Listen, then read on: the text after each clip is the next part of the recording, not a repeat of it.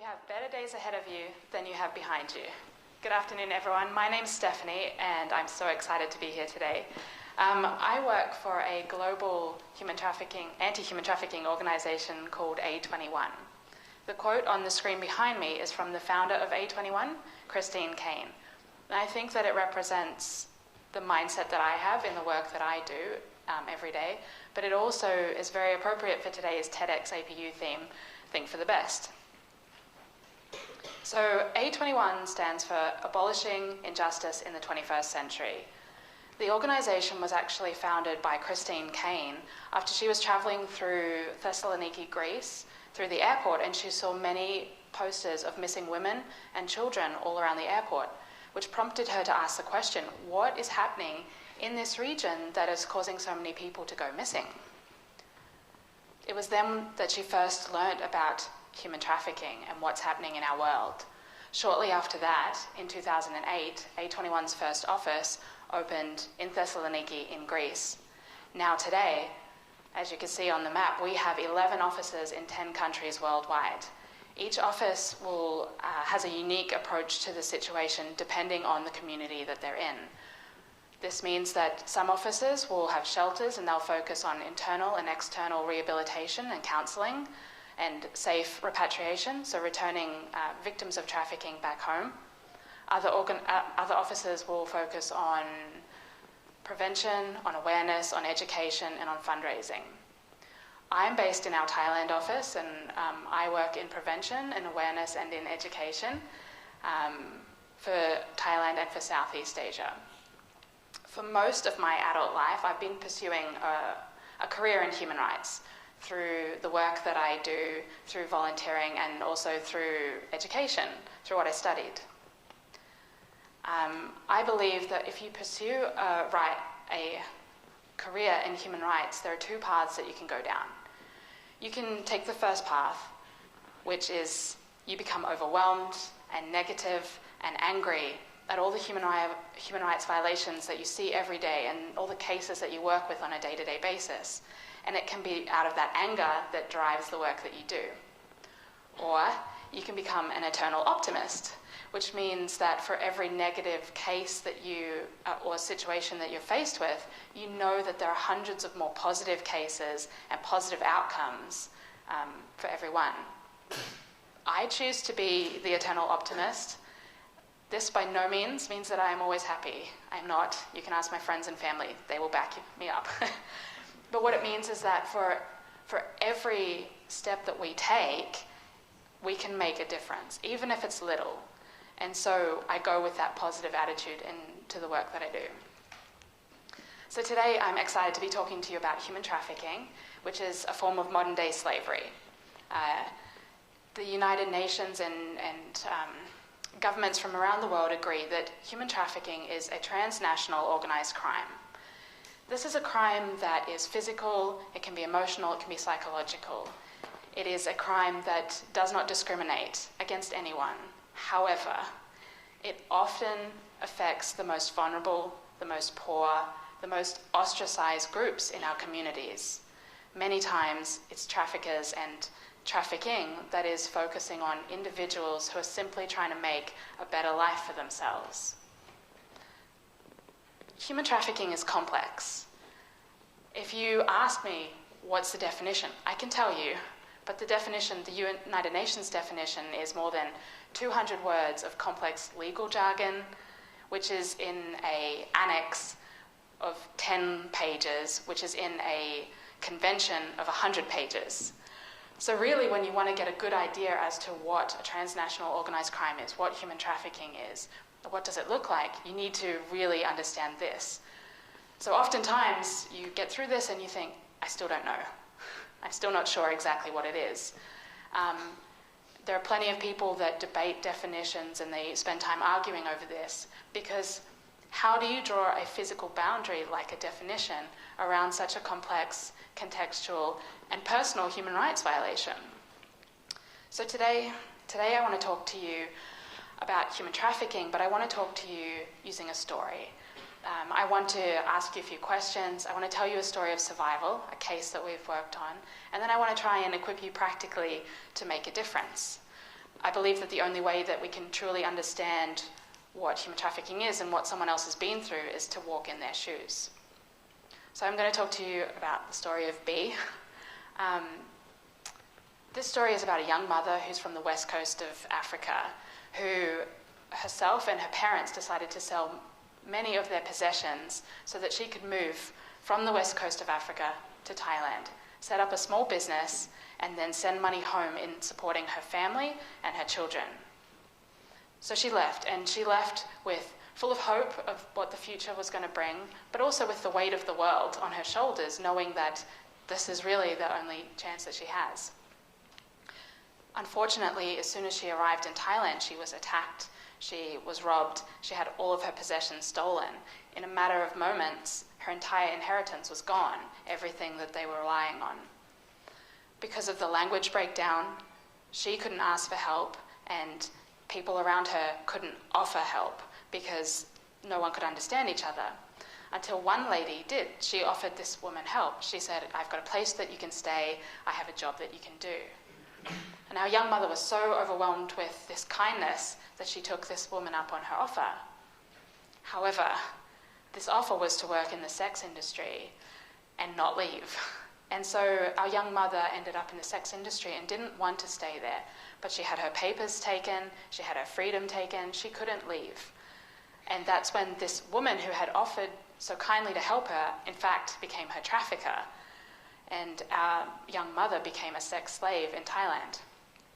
So after quite a long time, our young mother got enough courage to leave. She escaped. And this is in the story where her trafficking journey should be over and she should have seen freedom.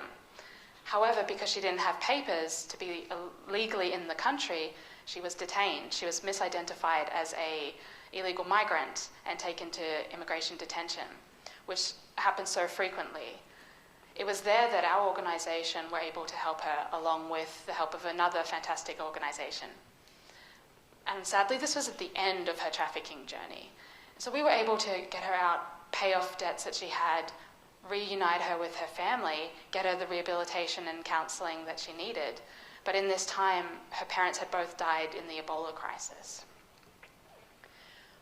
When we look at this story from a distance, it's trafficking. There's a trafficker, there's a trafficked person. There was sexual exploitation, there was lack of freedom, papers were taken. All of this is human trafficking. Yet if we deconstruct it a little bit, it's not as complicated. See, what took her away from her home and took her across the world was poverty and a lack of economic opportunity. What stole her livelihood was the hatred and the selfishness of the people that attacked her, that decided to traffic her, the customers that used her every night despite not wanting to be in that situation. What kept her in that situation was the stigma and apathy shown towards her. Just another sex worker, just another illegal migrant, just another African woman. What got her detained instead of assisted, and what got her misidentified as an illegal migrant rather than a victim of trafficking, was lack of understanding and lack of education. So that's poverty, hatred, selfishness, stigma, apathy, lack of education, lack of understanding. All of these things are not unique attributes to traffickers, but they're things that we experience in our own communities, in our own lives. When we look at the case of B and her story, yes, it was successful. We were able to help her. We were able to reunite her with her family, give her the care and the love that she needed. However, every day, another young mother, brother, son, father, sister, daughter are trafficked. When we repatriate someone home, our job doesn't end. In fact, our job often gets a lot more difficult and more complicated because we want to return people back to somewhere safe, to economic security, somewhere that, there are job opportunities. What this means is that we need to not only rely on rehabilitating the one life, which is incredibly important in what we do, but also focus on how do we end human trafficking completely. And that requires looking at prevention and awareness and education and addressing economic opportunities and job opportunities. So this is important. What's interesting is that people are often, they feel diminished that they as themselves cannot make an impact because they feel overwhelmed or uneducated on that specific topic. And this, yes, can be true, but at the same time, it's important to recognize the reality is that everyone is qualified to show kindness. And that is what it takes in these situations. See, traffickers and the criminals are the minority here. Many human rights violations continue today not because we're overwhelmed by traffickers and people that are bad, but because too many good people are not speaking up when we see something bad happening. Oftentimes this is just out of fear that if we do speak up, we're going to fail because the problem is so large and we're so small. So I find this interesting. Did you know that an ant can lift more than 5,000 times its own body weight? So I imagine, this is how my brain works, sometime in history, this tiny little ant sees this giant cookie fall off a table. And this little ant goes, oh my goodness, I'm going to get that. I'm going to take it home. So excited. As an observer, when you see this tiny little ant looking at this cookie like he can lift it, you think, you're crazy. There's no way. That thing is 5,000 times bigger than you. But actually, he can. He looks at the, or she, looks at the seemingly impossible and still decides to try. And I think with human rights violations like human trafficking, we need to be little ants. We need to look at that seemingly impossible task and still decide to try. See, if today you told me, tomorrow I'm going to go on my local radio station and I'm going to tell everyone human trafficking needs to end. I promise you, tomorrow human trafficking will not end and you will fail that monumental task. However, that doesn't mean you shouldn't still try, because by you just going onto the radio station, you're impacting the lives and raising awareness of everyone that is listening to that station. So if enough of us start making a small noise, we're going to be heard. Margaret Mead once said, "Never doubt that a small group of thoughtful, committed citizens can change the world. Indeed, it is the only thing that ever has." And I agree, especially on this issue. See, we as a collective whole can make a difference. If it's a lack of education and understanding that is causing people to be misidentified as illegal migrants, or for the general population to not know about the issue, then we as a collective whole can choose to educate ourselves, learn more about the issue. We can then choose to raise awareness and educate others on this issue. If it is stigma and apathy that's causing people to remain enslaved, we as a collective whole can choose to care, and we can choose to change the way we think about people, different people groups, different career choices. We can choose to think about this differently. If it's demand that is pushing people into being trafficked and into horrific exploitative situations, we as a collective whole can choose to stop the demand. This can look like buying ethically, or supporting organizations where we know where their supply chain comes from, where our coffee comes from, where our chocolate comes from. We can do that as a collective whole. We can make a big impact. It's important to recognize that your influence as an individual is powerful, is incredibly powerful. In your sphere, with your friends, with your family, in your workplace, at your school. Right at the beginning, I said Christine Kane, our founder, saw posters of missing women and children, and she felt moved to do something. She said, this cannot happen on my watch. And then she started A21. Less than a decade later, because of one person's conviction, more than 400 victims of human trafficking have gone through our aftercare program and are now living a much better life.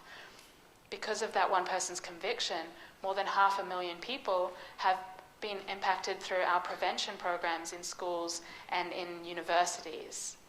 This is huge. This is a lot of people because one person decided, I can make a difference, no matter how small, I'm going to try. So we need to recognize the wealth and potential that we have in our own lives and go for it. In the words of Brené Brown, we need to dare greatly. See, the young mother in our story dared so greatly that she traveled halfway across the world to make a better life for herself, for her children. She risked it all, and unfortunately, part of her journey was awful, and now she's starting again. We need to dare greatly to make a change, to make an impact, to speak up against the small things. We need to look at the seemingly impossible and still decide to try.